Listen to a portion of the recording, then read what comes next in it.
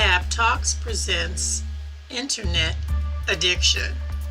Internet addiction is defined as excessive use of the internet accompanied by withdrawal, tolerance, and negative repercussions. When comparing the United States and China, 59% of Chinese adults as compared to 89% of adults in the U.S. are active internet users. The growth in overall internet usage is attributed to the growth in mobile devices. According to a 2023 smartphone utilization survey, over 80% of Americans owned a smartphone. That's about 270 million people who on average check their device at least 96 times per day. So if we looked at an average usage over a 24-hour period, that means on average, Americans are checking their phones every 10 to 12 minutes. It gets even more interesting in terms of how many times you actually touch your cell phone each day. There's actually a statistic that says a person touches their phone on average 2,600 times per day. And for heavy users, that number actually balloons to 5,000 times per day. Why? Well, every time you touch your pocket or fumble around in your purse looking for your device because you want to make sure you have it with you, the research counts that as an individual touch. Yikes! Oh, did I also mention that it's projected that we unlock our phones at least 150 times per day? A review of several studies showed internet usage to average about 5 to 6 hours per day, and there are other factors that figure into utilization. The more income, the more utilization. The higher the education, the higher the utilization. There was even a study looking at race in internet usage. 34% of Hispanic adults as compared to 26% of white, and 25% of black people used the internet. So how bad can internet addiction become? Well, in 2014, a 19-year-old British teen by the name of Danny Bowman became obsessed with taking selfies. It was reported that he would spend upwards of 10 hours a day taking hundreds of photos of himself, trying to capture that perfect selfie. And when he failed, he took an overdose of pills. Luckily for him, his mother intervened. An Australian tourist, while checking Facebook, walked right off the pier into the freezing waters of Port Phillip Bay. She was unable to swim, and though lucky for her she was rescued, it was reported that she held onto that cellular device during the entire ordeal. The internet was sold to us on a lie. We were told that it would be a tool that will revolutionize the world. And it did. It's allowed us to contact people from all around the globe. We can look up any piece of knowledge about any particular topic. But what have we let it turn into? Well, it has become a hub of addiction. I don't mean alcohol. I don't mean hard drugs. I mean social media. Social media rules the internet, and it's causing many of us to go into a deep spiral of permanent depression. When we post on social media, we only post about the perceived good things in our lives. We only show the perfectly styled hair or makeup. We only show the 5-star resort or the Michelin star restaurants that we have visited. We show pictures of our beautiful wife, our loving children, our new house or car, and our adorable new puppy. The negative is almost never shown. We, in effect, only show the highlight reel of our lives, and it's killing us. 99% of life is not what we show on social media. Most of our life involves boring jobs, long nights working on reports, sleeping when we can, eating junk food because we can't be bothered cooking, and a whole lot of time preparing and pretending that our life is awesome. When we go on social media and look at all the smiling faces and beautifully toned bodies, we inevitably compare our mundane life to the highlight reel of others. It's an unfair comparison that makes us feel miserable. When we post a new profile picture, we sit there anxiously waiting for feedback. It's a nervous wait. Will people like my new hairstyle? Will they comment on my new toned body? Why are they taking so long to respond? And when finally somebody does write a comment, I love your new look. We get a hit of dopamine causing us to feel temporarily euphoric. But it's only temporary. As soon as we get a couple of more likes, the euphoria starts to fade. We go back to looking at other people's social media highlight reels and start to get jealous and depressed again. It's a toxic cycle. Social media does nothing to increase our happiness in the long run. It's essentially a drug, and the big social media companies know this. So why do we keep doing it to ourselves? Why do we keep going back for more when it's clearly hurting us in the long run? Well, the only explanation is that it has become an addiction for many of us. We can't live without checking our phone every 10 minutes. We need that feedback from other people to make ourselves feel worthy of their attention. The unfortunate thing, however, that unlike other addictive substances such as alcohol and drugs, we let our children use social media. We have laws in place that don't let our kids drink alcohol, smoke tobacco, or use hard drugs. But yet, when they're only 8 or 10, we're letting them jump online and play addictive video games or participate in harmful social media. It's wrong. We're hurting our families, hurting ourselves, and hurting society as a whole. Kids are literally killing themselves because of the harmful effects of social media. They're simply not mature enough to deal with it. Like buttons, thumbs up, heart symbols, they're all meaningless. YouTube forces us to try to get as many likes and subscribers as possible. Instagram is pretty much the same. We're no longer working to improve our true happiness and self-satisfaction, but instead trying to impress a bunch of faceless web users, also that we can feel the temporary effects of dopamine. It's exactly the same reason why people use cocaine, except that social media is far more ubiquitous. Enough studies have been done to show the depressive effects of social media on the human brain. There's only one way to make this all right: to stop using it, or at least stop using it in an addictive way. I think YouTube's a great way to spread information and knowledge to the masses, but when it becomes a place where content creators go to greater and greater extremes in order to get more views, more likes, and more subscribers, it's no longer a social good. It becomes a money-making exercise at the expense of the mental health of the ever-growing number of susceptible users. Social media has turned into a monster that we would normally destroy on sight. But for some reason, we've let this monster grow, and it is slowly consuming all of what is good on the internet. Cocaine, heroin, meth, they've got nothing on the pervasiveness of social media. The internet has become a hub of addiction. We stuff our faces full of junk food, we drink gallons of soft drink every year, and if that wasn't enough, we spend our sad existences trying to show how happy we are on Instagram and Facebook. What a sad state of affairs. Let's stop this madness. Don't let this social media monster take over your life. Take the power away from these monsters. Switch off today.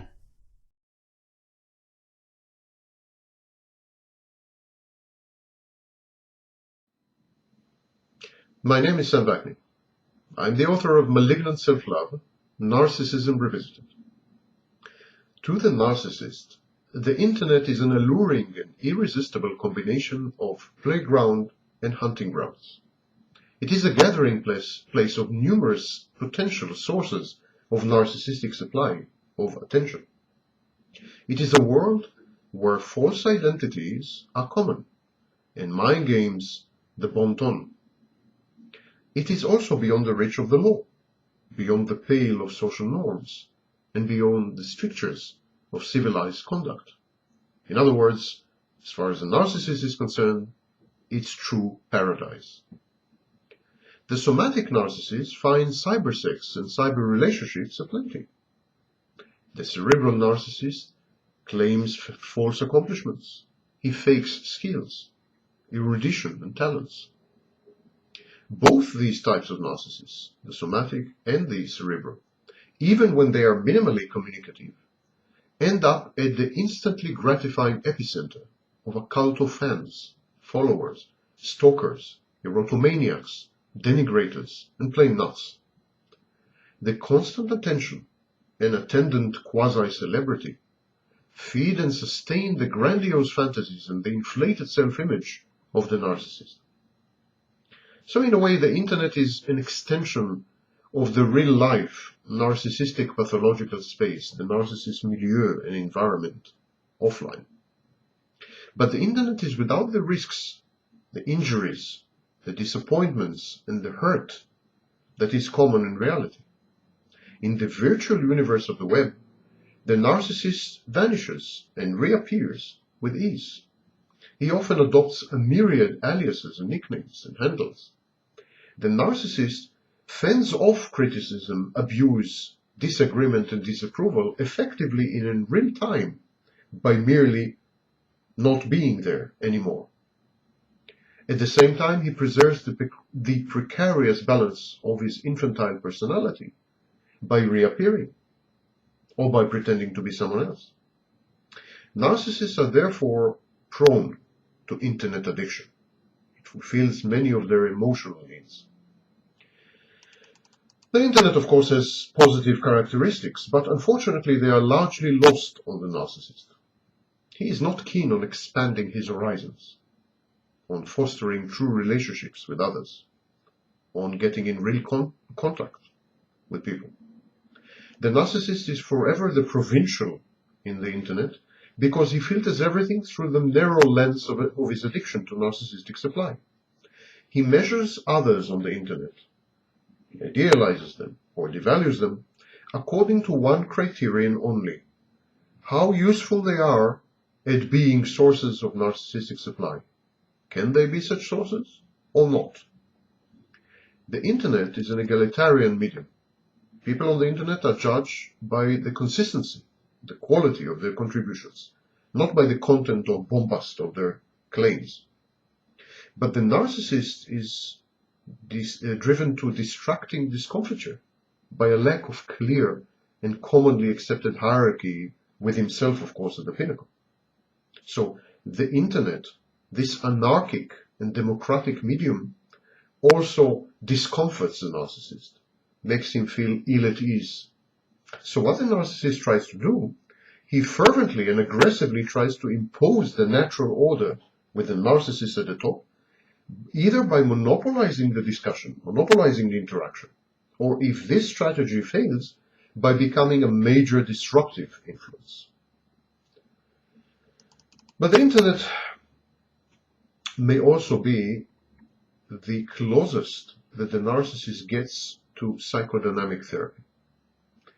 Because the internet is largely anonymous, it is populated by sort of disembodied entities. By interacting with these intermittent, unpredictable, and ultimately unknowable and ephemeral and ethereal voices, the narcissist is compelled to project onto others his own experiences, fears, hopes, and prejudices. He uses other people on the internet to actually look at the mirror, to be reflected to himself. Transference and countertransference are quite common on the internet, and the narcissist's psychological defense mechanisms, notably projection and projective identification, are frequently aroused. The therapeutic process is set in motion by the unbridled, uncensored, and brutally honest reactions to the narcissist's repertory. People give feedback to the narcissist when he displays his antics, his pretensions, his delusions, and his fantasies. And never mind how painful this feedback is, it provokes the narcissist into thinking. It gives him insight. And in this sense, it's remedial, it's therapeutic. The narcissist, ever the intimidating bully, is not accustomed to such resistance. Initially, it may heighten and sharpen his paranoia and lead him to compensate by extending and deepening his grandiosity. Some narcissists withdraw altogether from the internet, reverting to a schizoid posture. They shun others. Other narcissists become openly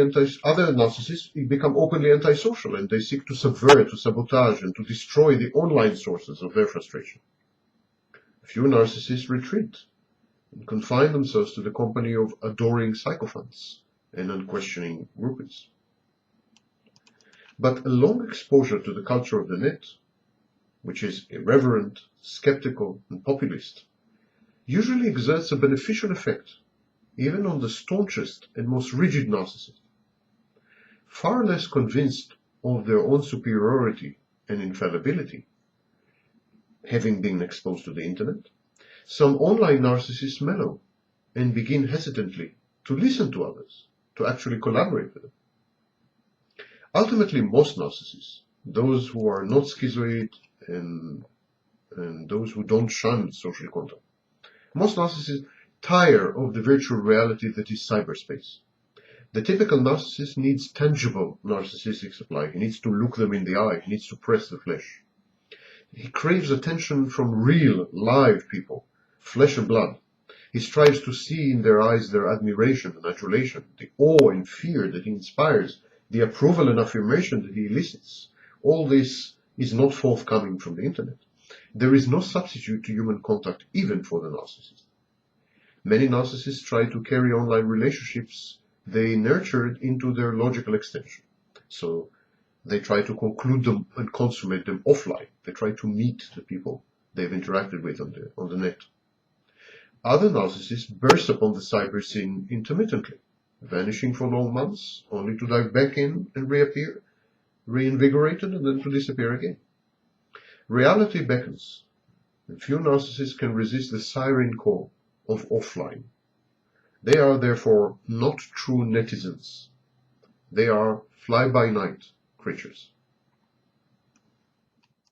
Now, while excessive internet use is not recognized as a disease by the World Health Organization or the American Psychological Association, in 2019, the World Health Organization did include internet gaming disorder in the International Classification of Diseases and classified it more as a problem requiring public health initiatives.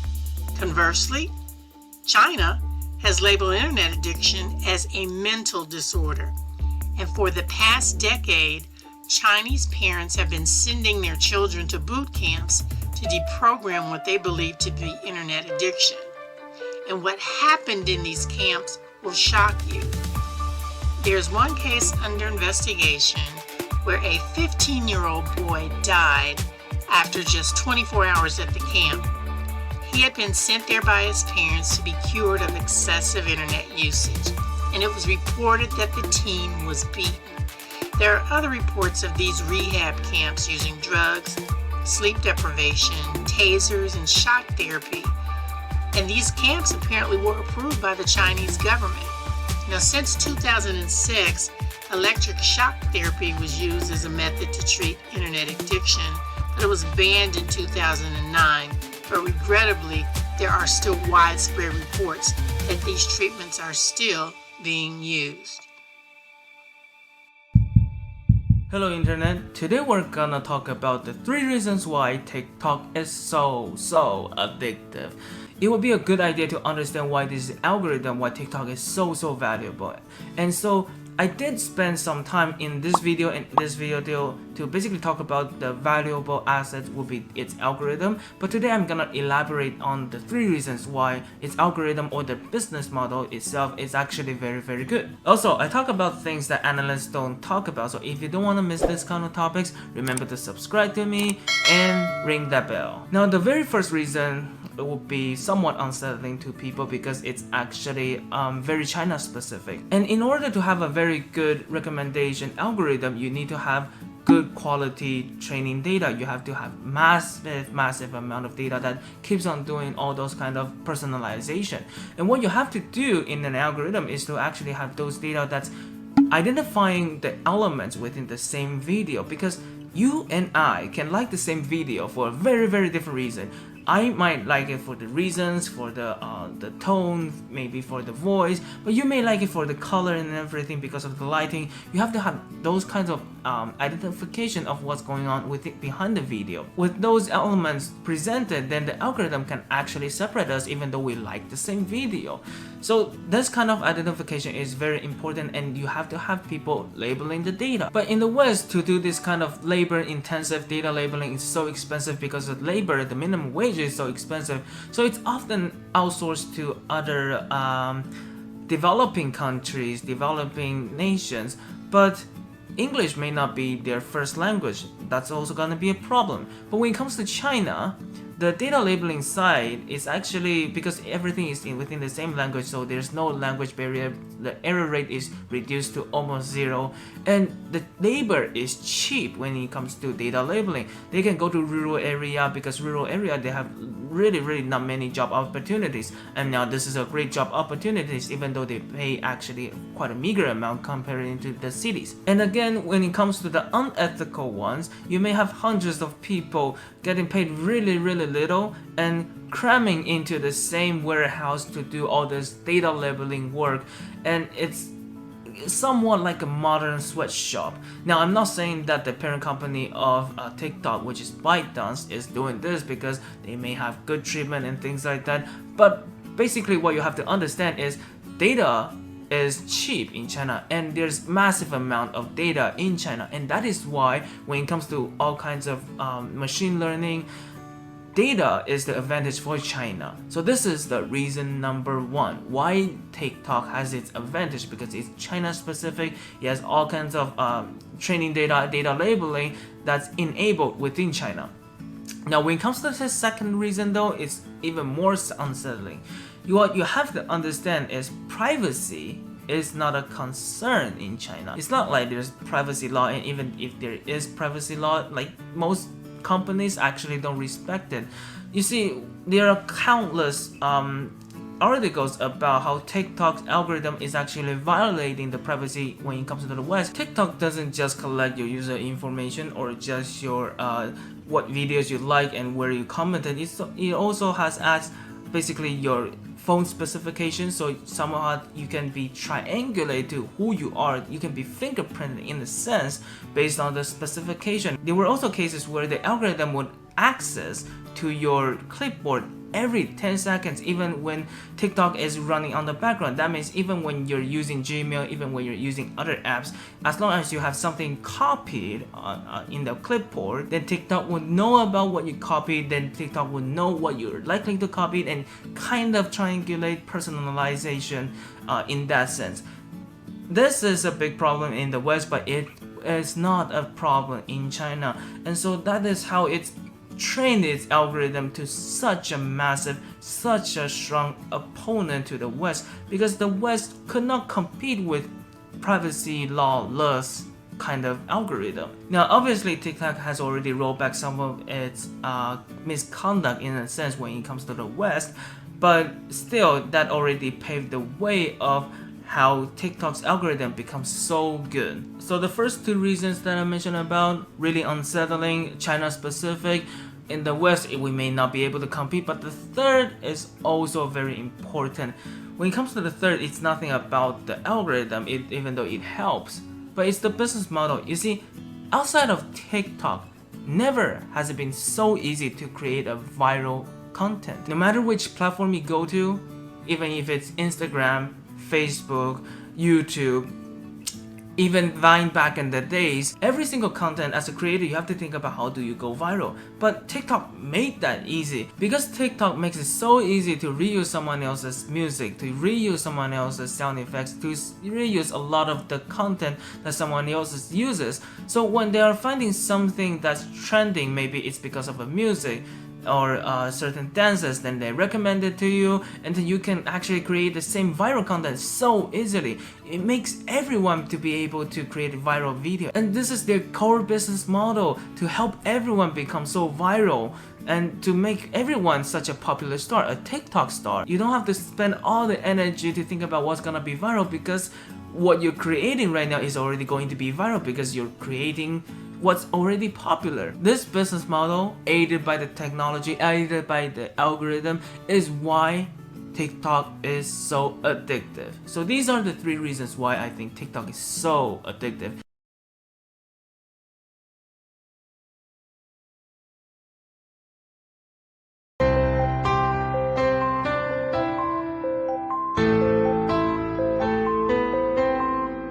There's probably something you really want to work on changing in your life.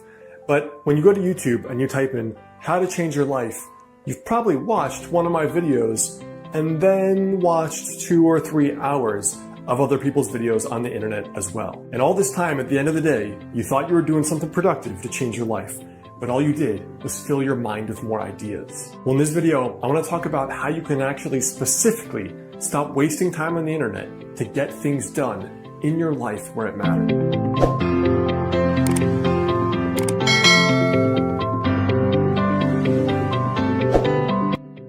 Let's start with a really fundamental premise that I think is super important. Even just 1 hour a day can change your life. And that doesn't mean that you have to not watch your 3 hours of Netflix or go from 4 hours a day on Instagram to 0.